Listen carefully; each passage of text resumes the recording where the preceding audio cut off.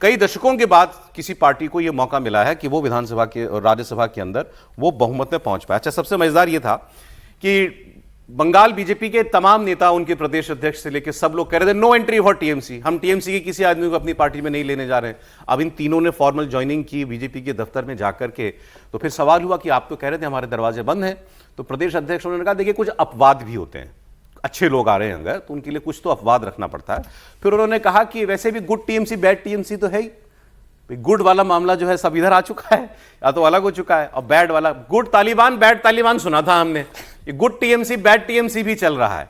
उसमें कोई शक नहीं है कि राज्यसभा सांसद के लिए तो बीजेपी, सांसद के लिए बीजेपी कुछ भी करेगी भाई। वो उन लोगों को सीधा सीधा नहीं ज्वाइन कराया बट टीएमसी वालों को, वो अलग बात है क्योंकि वो थोक में आ रहे थे लोकसभा वाले 20, लेकिन ये इक्का दुक्का ज्वाइनिंग से बीजेपी को इसमें कोई परहेज फिलहाल दिखाई नहीं दे रहा है। अब समीर जी बताएं, भी ये लाइन लंबी है अभी राज्यसभा वालों की, ऐसा लग रहा है? निश्चित रूप से राज्यसभा की लंबी लाइन है। अगर लोकसभा की भी बात करें तो भले ही यह कहा जाए कि भाई टीएमसी के 20 लोकसभा सांसदों ने एक एनसीपीआई को की पार्टी में शामिल हो गए, बीजेपी में नहीं आए, लेकिन भूपेंद्र यादव की अगर उनकी बैठक हो रही है, सारी रणनीति बन रही है, तो ये तय है कि वो भले किसी पार्टी में गए, उसका रिमोट, उन 20 सांसदों का रिमोट तो भारतीय जनता पार्टी के पास है। तो भारतीय जनता पार्टी जहाँ चाहेगी वो उस हिसाब से वहाँ पर वो मूव करेंगे। रही राज्यसभा की बात, तो राज्यसभा में तो भारतीय जनता पार्टी को जरूरी था, एनडीए को जरूरी था कि अपनी ताकत बढ़ाए, क्योंकि लोकसभा में जिस तरीके से भारतीय जनता पार्टी 240 पे आई, उसके बाद भारतीय जनता पार्टी ने जैसे अपनी ताकत को लोकसभा में बढ़ाया है, और बंगाल में इतनी प्रचंड जीत के बाद अगर उसके बाद भी ममता की 13 सांसदों की ताकत बनी रहती तो भारतीय जनता पार्टी को लगा कि भैया ये 13 सांसद है, अगर इसमें से कुछ सांसद भारतीय जनता पार्टी का आ सकते हैं, इस्तीफा देंगे, तो निश्चित रूप से भारतीय जनता पार्टी ने राज्यसभा भेजेगी। और ये रणनीतिक रूप से मुझे लगता है कि ये ठीक है। आपको जब बिल पास करवाना है, आपको लंबा समय तमाम बिलों के लिए आपको फेस करना है, आपके पास लोकसभा में बहुमत नहीं है, राज्यसभा में आपको 2/3 मेजोरिटी से बिल पास करवाना है, तो आपको, मुझे लगता है उस बिलों के लिए जरूरी था, और भारतीय जनता पार्टी उसी दिशा में कर रही है। सर, उन बिलों के लिहाज से तो वो डिलिमिटेशन बिल या महिला आरक्षण या वो जो वन नेशन वन इलेक्शन है, बाकी डिलिमिटेशन के लिए नहीं चाहिए सर, है तो वो भी राजू नहीं है, तो वो डिलिमिटेशन के लिए चाहिए ना, वो तो चाहिए, वो तो ज्यादा डिलिमिटेशन के लिए नहीं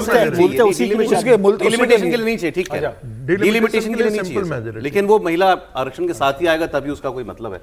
लेकिन राज्यसभा में 2/3 हो गया सर, एनडीए का 2/3 राज्यसभा में 147 हो चुका है ना, 147 हो चुका है भारतीय जनता पार्टी और एनडीए का मिलाकर। भारतीय जनता पार्टी 117 है, 10 का समर्थन 127 भारतीय जनता पार्टी के पास लगभग पहुंच गए, और बाकी अगर आप टोटल मिला लोगे तो 147 एनडीए का हो रहा है। और पार्टियों की बात कर रहा हूं, जैसे वो वाईएसआर सीपी वगैरह को तो बहुमत हो चुका है राज्यसभा में, कोई दिक्कत नहीं भारतीय जनता पार्टी को।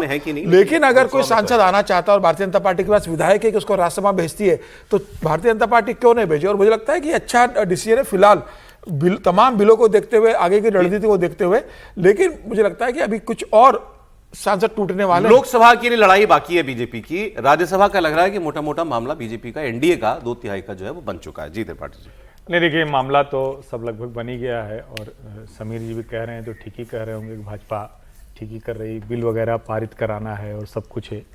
लेकिन अभी संयोगवश भारतीय जनता पार्टी के सब बातों एक बड़े नेता से हमारी बात हो रही थी, और उन्होंने एक रोचक आंकड़ा दिया। हालांकि वो रोचक आंकड़ा उन्होंने उत्तर प्रदेश के संदर्भ में दिया था। उन्होंने कहा कि आज हमारी पार्टी में महत्वपूर्ण पद, यानी मंत्रिमंडल या महत्वपूर्ण पदों पर बैठे हुए लोगों में 67 से 70% बाहरी हो चुके हैं। ये भारतीय जनता पार्टी के एक बड़े नेता हैं, उन्होंने मुझे ये आंकड़ा बताया। उत्तर प्रदेश के 70% हो गया, 67 से 70%। अब अगर हम देखें तो कई राज्यों में तो मुख्यमंत्री ही बाहर से आया हुआ हो चुका है, जिसमें ये बंगाल है जहां ये सारी कहानी लिखी जा रही है। अब सवाल दूसरा है, सवाल यह है कि हम बिलों को पास कराने में भारतीय जनता पार्टी का मूल आधार गायब होता हुआ तो नहीं देख रहे हैं। अच्छा चलो, बिल तो पास हो जाएगा या कोई काम हम कर लेंगे, रणनीतिक तौर पर बिल्कुल दुरुस्त बात है कि भाई आपको नंबर चाहिए तो नंबर कैसे आएंगे। और दूसरा यह भी है कि इतने लोग आने के लिए तैयार बैठे हुए हैं, वो त्यागपत्र दे रहे हैं। अच्छा, इनमें से कोई भी देखिए टीएमसी से नहीं आया है, टीएमसी छोड़ दिया, वो बेचारा कहीं नहीं रहा, तब उसको भाजपा ने हाथ थाम लिया। इतना मतलब उसके लिए एक दुख दर्द का रहा ना। ये तीनों लोग बेचारे राज्यसभा से चले गए थे, राज्यसभा में भी नहीं थे, कोई पार्टी भी नहीं थी, तो भाजपा ने कहा कि अच्छा चलो इन बेसहारों को हम सहारा दे देते हैं, ये तीन के तीनों को। तो बड़े बेसहारे थे, ये तृणमूल के लोग नहीं थे, तृणमूल छोड़ चुके थे।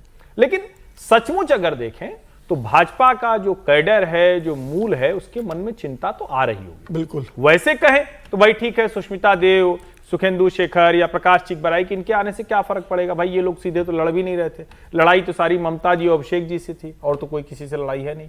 तो यानी अभी और लोग भी जो बचे हैं वो भी आ सकते हैं।